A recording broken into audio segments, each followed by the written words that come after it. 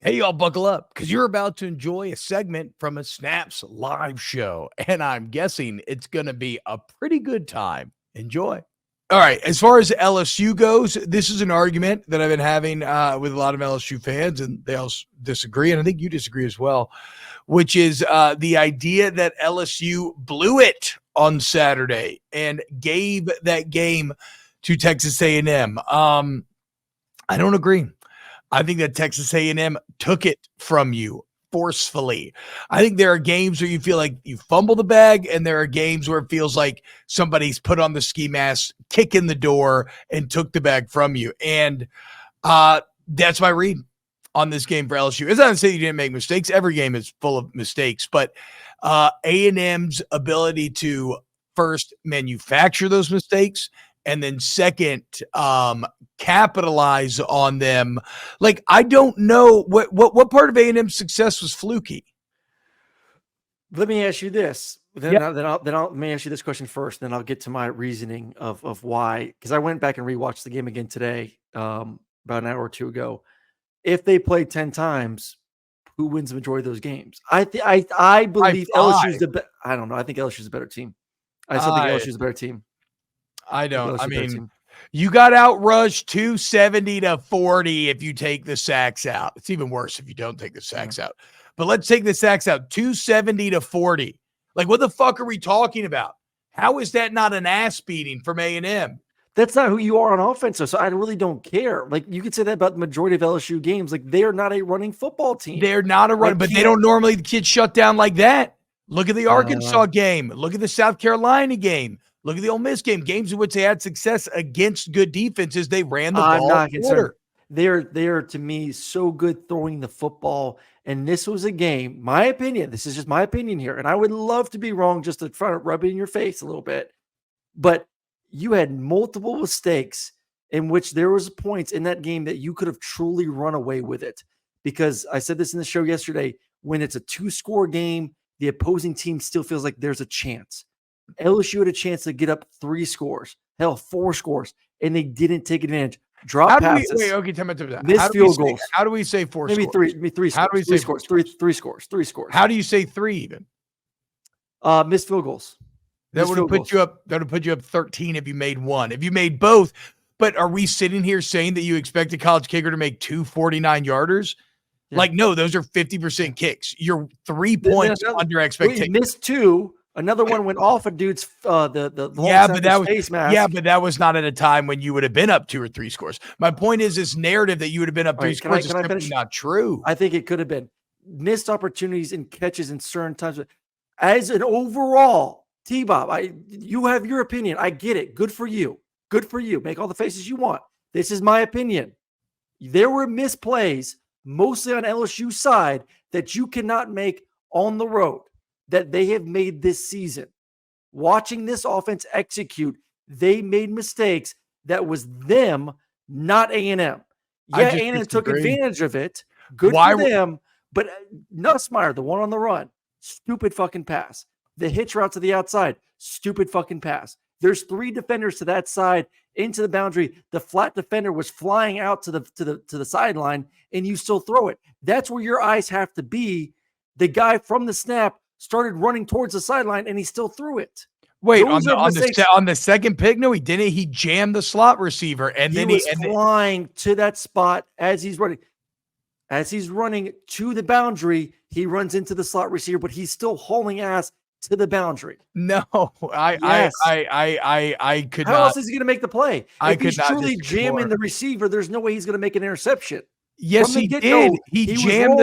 He jammed the slot, man, and then he just leaked out to the alert hitch, and they've been throwing for 2 games straight now. And then they had already thrown, but he was still hauling ass. He was still hauling ass that way. He was still hauling ass. You can't redirect and still make a pick on a 3-step no hitch unless you're hauling ass to the boundary.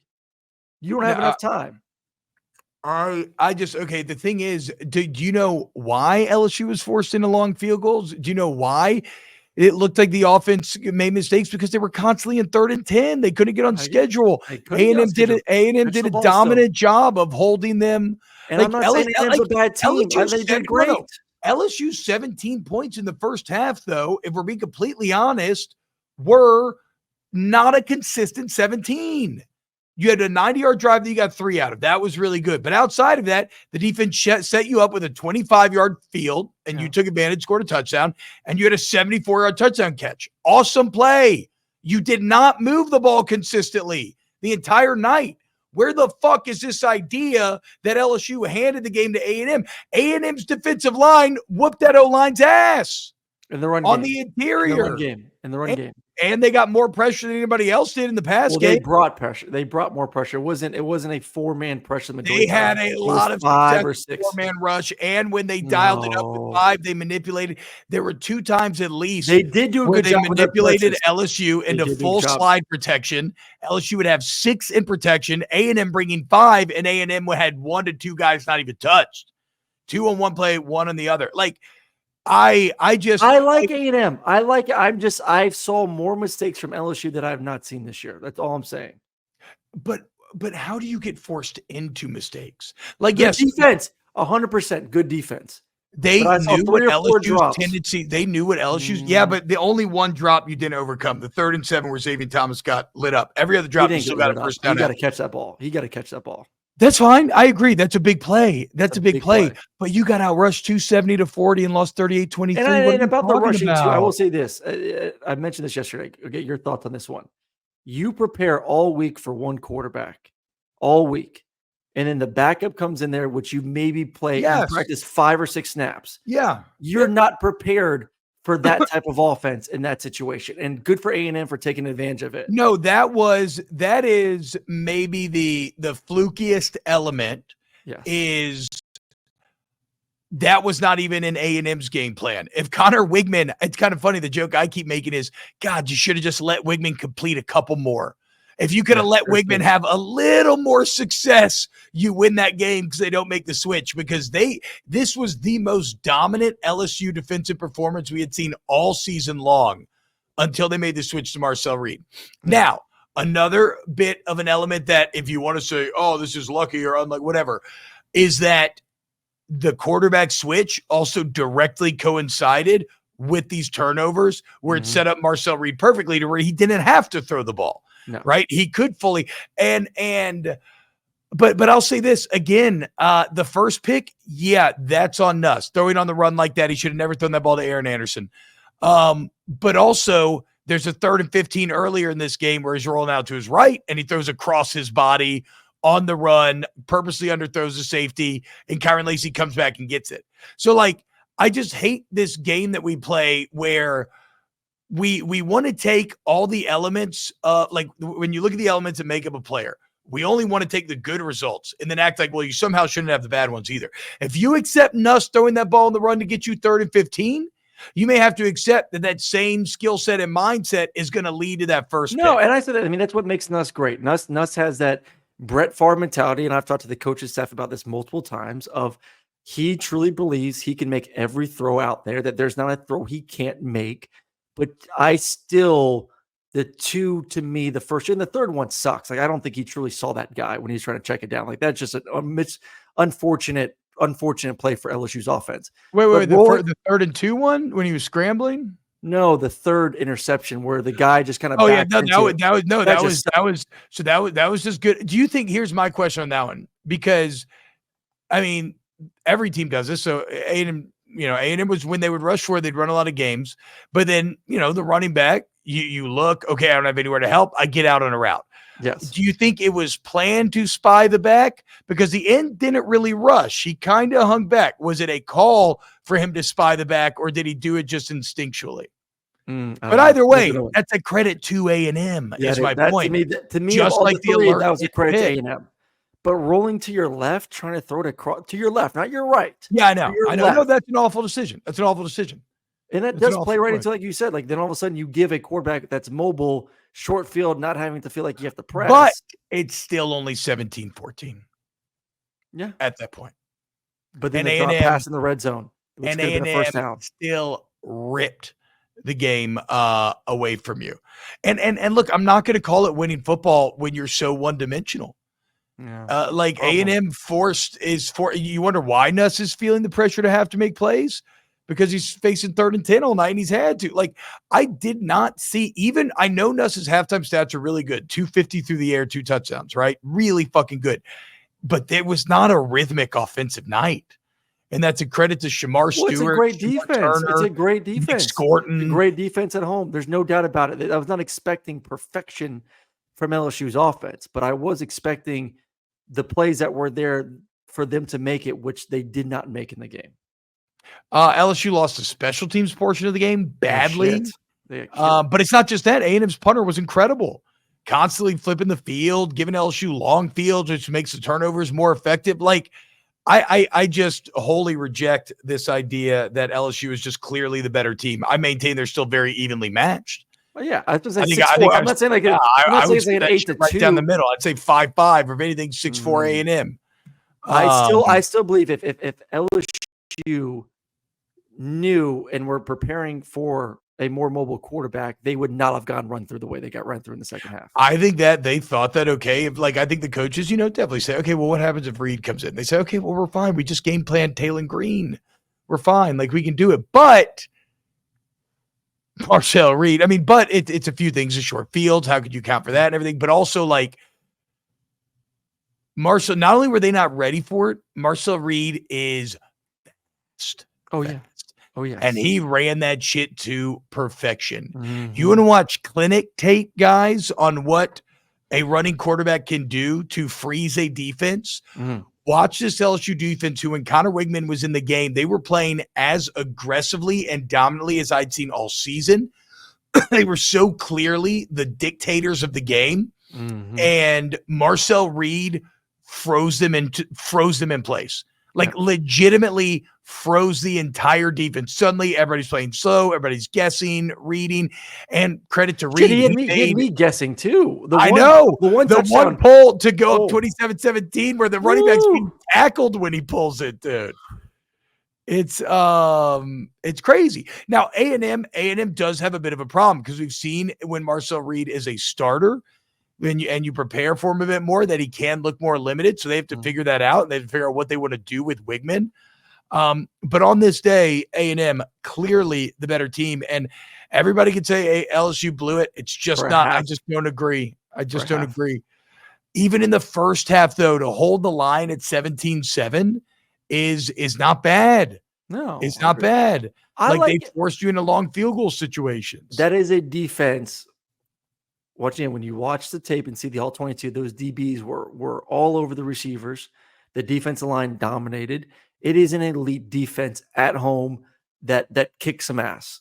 100%. Yeah. I just feel like LSU could have maybe made it a little bit more comfortable for a backup quarterback who came in there. Nothing is binary. I'm not saying it's black and white, or I'm not saying LSU didn't leave stuff on the table or didn't make mistakes. They did. I'm just saying, if we're doing the scales of what do I think had the biggest weight, I'm giving more credit to the opponent for whooping your ass. Yeah. I don't need, and to me, the ultimate fallback I just keep thinking about is 270-40. Because what's winning football? The ability to run and the ability to stop the run. I don't give a shit what the other elements of the team are. That's always going to be your best base through which to find success. So credit to A&M. Also, I don't think it's a coincidence that they're undefeated in the SEC and sitting in the position that they are. They're a good football team. You have to move on from Wigman. You have to. Yeah, he looked awful. He's played one good game against a Missouri team that we all now know is just not very good. Yeah, he had one ball that I swear I thought got tipped, and I had to go back and watch it like 4 times. I was like, nobody's around him. Like, he just threw it, like, slipped out of his hand, like, straight into the ground. Like, he was completely discombobulated. Completely not good. I keep seeing this idea. LSU need to finish off the first half. Guys, why were they kicking 50-yard field goals?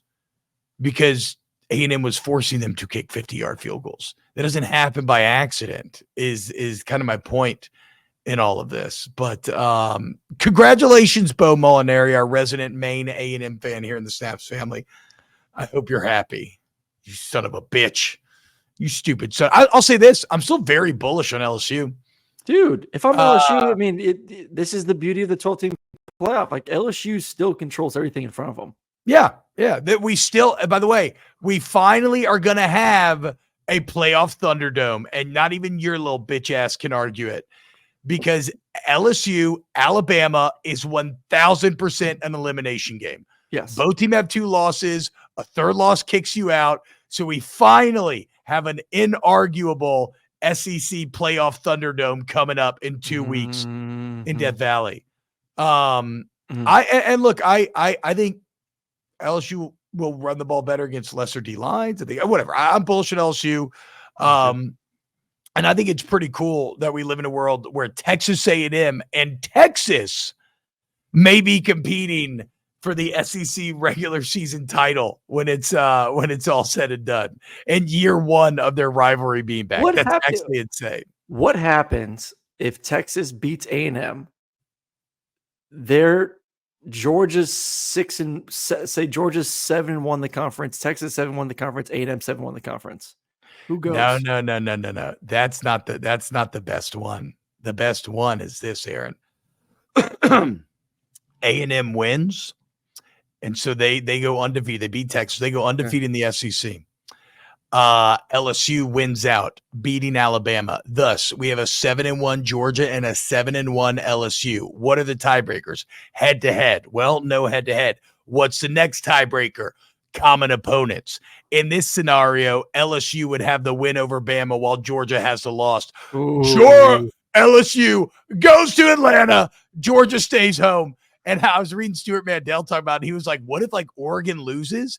Georgia could be the number 1 team in the country and potentially get held out of their own SEC championship. And not get a bye. And get held out of their own SEC championship. So Georgia fans should be cheering for I mean, I guess I can't really make heads or tails of it. I think you should be cheering for LSU to lose to Bama. Or just Texas to win.